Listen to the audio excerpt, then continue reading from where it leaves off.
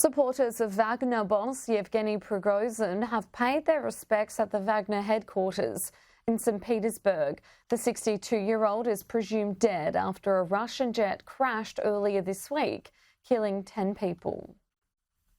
Shocked, if not surprised, supporters of Russia's Wagner mercenary leader have been paying their respects,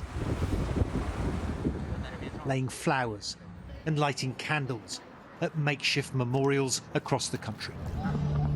For all his violent and foul-mouthed outbursts, often critical of Russia's military leadership, Yevgeny Prigozhin struck a chord. Especially with people like Daria here in St. Petersburg, who told me how strong and interesting she found his personality.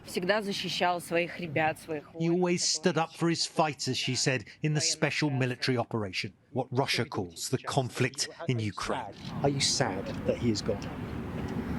I'm only sad they were so vile to him, she answers.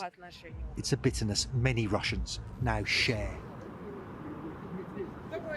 It's this photograph here, I think probably one of the last ones of Prigozhin, and it says in Russian, "In this hell, he was the best," speaking about him in the past tense.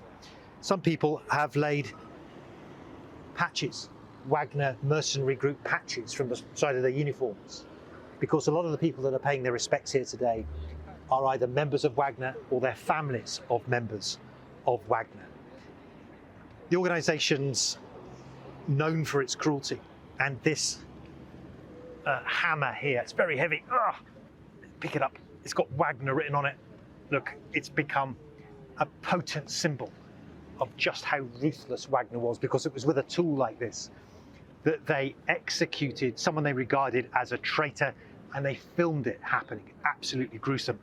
But that video consolidated Wagner's image as a ruthless, hyper-violent organisation that would do anything to protect the motherland.